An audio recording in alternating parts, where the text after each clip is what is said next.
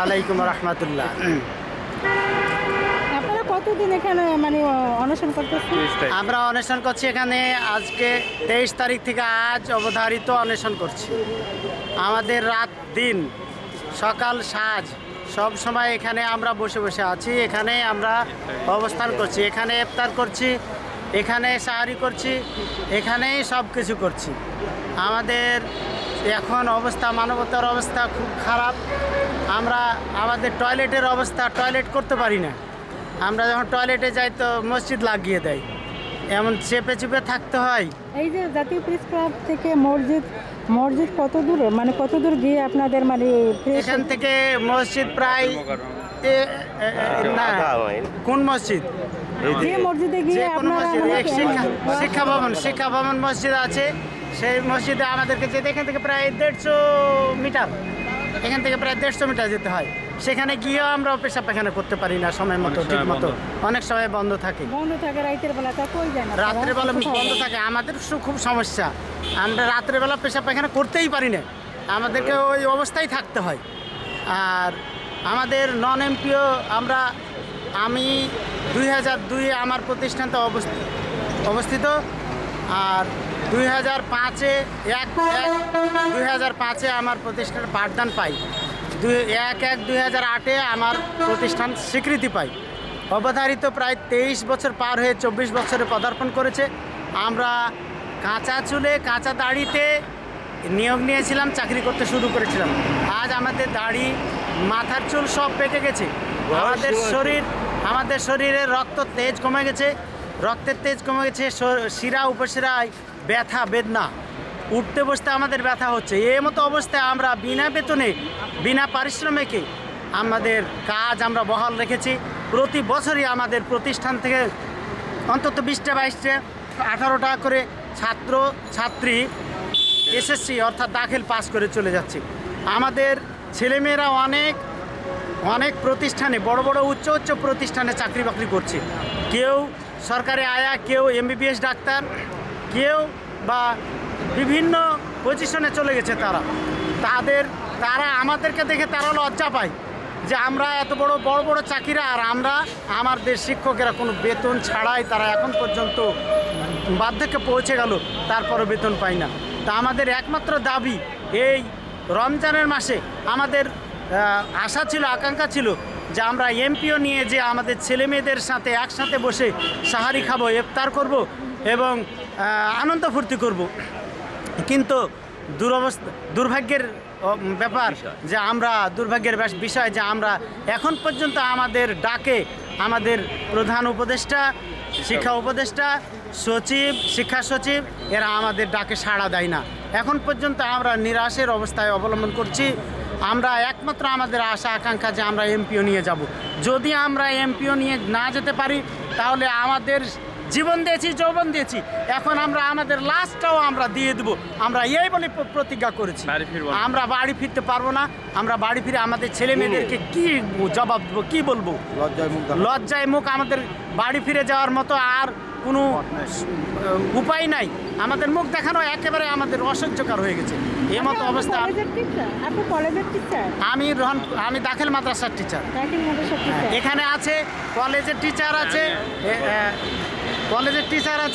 Degree কলেজের teacher আছে, কারিগরি টিচার আছে, মাদ্রাসা আছে,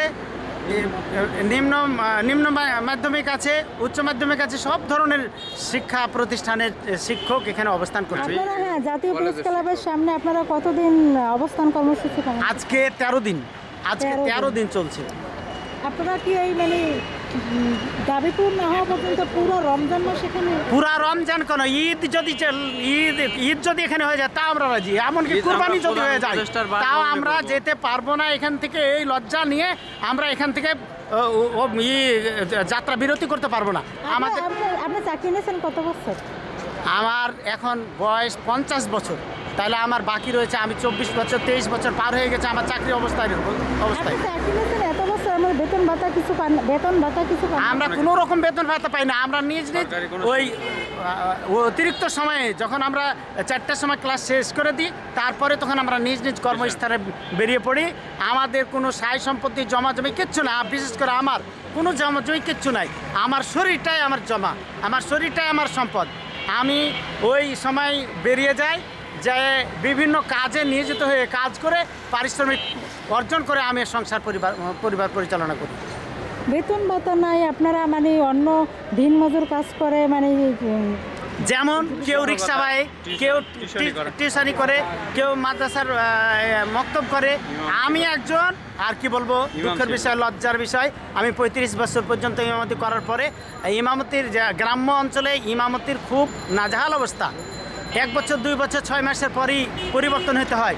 ওই জন্য আমি রাগ করে আমি ইমামতিকে পরিত্যাগ করে এখন আমি দুঃখের বিষয় একটা অটো কিনে অটো চালাই। অটো চালান আপনি? আমি অটো চালাই। আপনি এত বছর শিক্ষকতা করে কোনো বেতন ভাতা না পান না, আপনার অটো চালিয়ে খান? আমি অটো চালিয়ে এখন খাচ্ছি। আমি কি করবো, আমার পরিবারকে তো পরিচালনা করতে হবে। এর জন্য আমার 10টা থেকে 4টা পর্যন্ত ক্লাস করার পর আমার ওই অতিরিক্ত সময়টা আমি অটো চালিয়ে আমি আমার পরিবার পরিচালনা করছি।